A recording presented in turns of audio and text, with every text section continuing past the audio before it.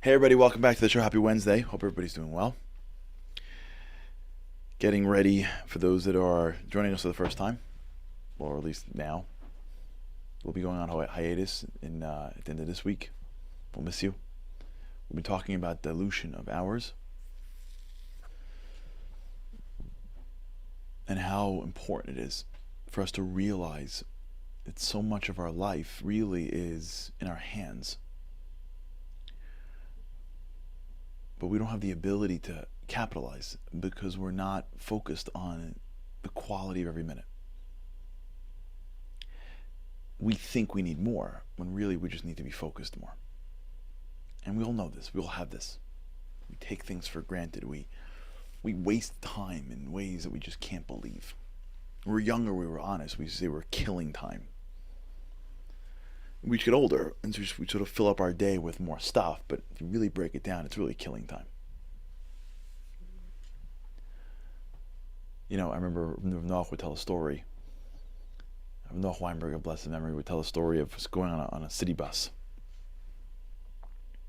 And imagine going on his bus and you're sitting in the front, you sit down and the guy next to you is sitting by the window and he's throwing out dollar bills, throwing. And you're like, what is he doing?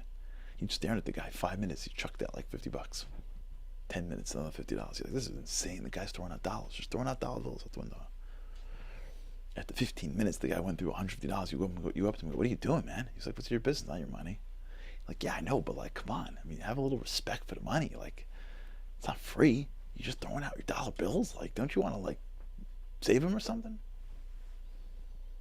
Imagine if the guy looked at you. He's like, no. We'd all think he's nuts. But that guy could be sitting on a bus, not throwing out dollar bills, just off in space. Minute, just gone. Nothing, like no consciousness, just staring into space. Time, you could always get more money. You can never get more time. So wasting dollar bills, I mean, that hurts. Like I was saying earlier that, New York has this, it's a scam. It's basically just a legal scam where in many neighborhoods, especially when there are these big streets. If you're not from New York, just like you won't believe it, or maybe you will. But if you're from New York, you get this. There are these massive streets in New York, Queens Boulevard in Queens, or these big streets. And what a lot of municipalities will do is they'll just drop the speed limits, right? On these big streets, 25 miles an hour. And then what they'll do is they'll put up speed cameras. It's incredible. You can't make this up. So you go into this massive street, and all of a sudden it's like it's 20 miles an hour. And you're like 20 miles an hour, like you went backwards. And if you go more, speed cameras. And then you get a ticket in the mail, $50.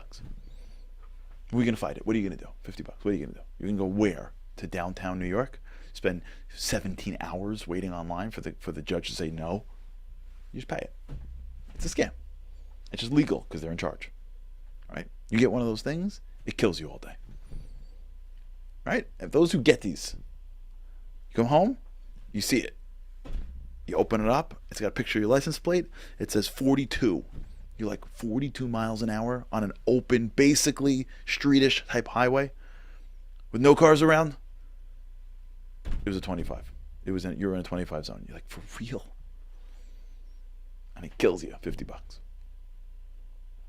But you could spend 12 hours doing nothing. Doesn't bother you. Not a bit. Money, I waste it.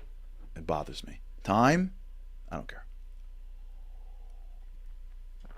People that care about their time more than the money, by the way, have more time and have more money.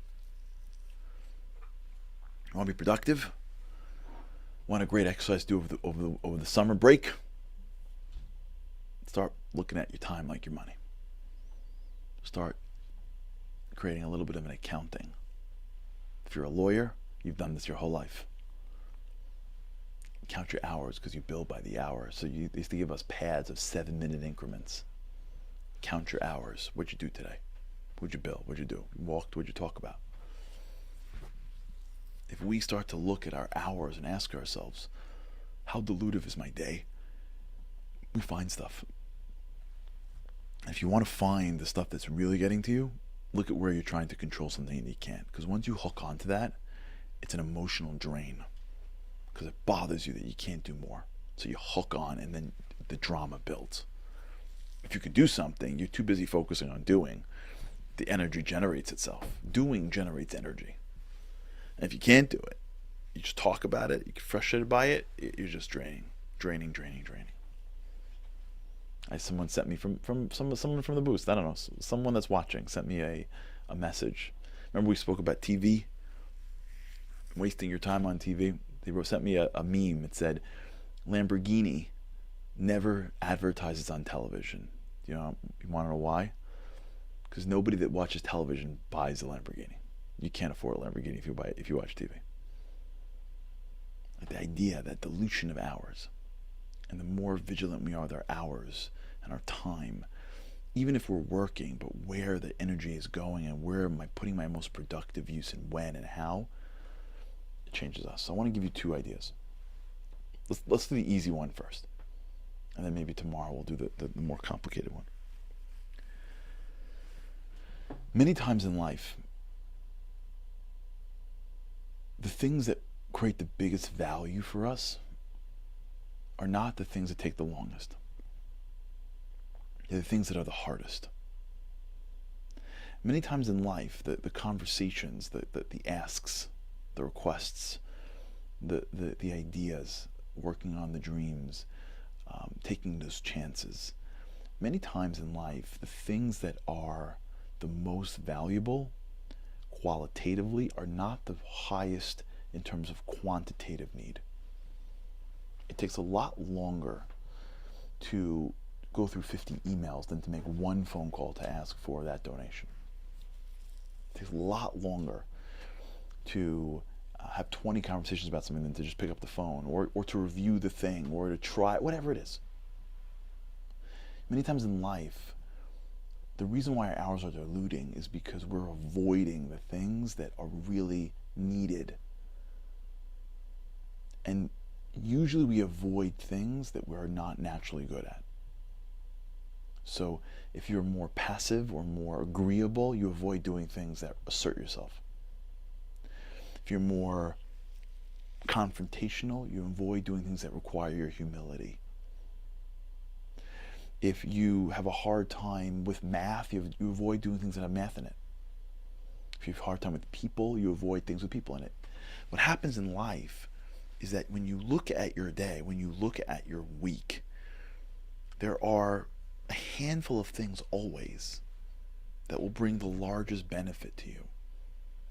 But they're always packaged mostly in the areas that you are the least comfortable in.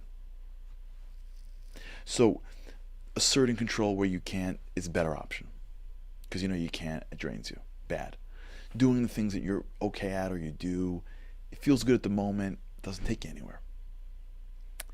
If you want to really understand, in my opinion, why some people have achieved incredible things in their lives, because they're really good at seeing the things that they don't want to do, and they do them right away.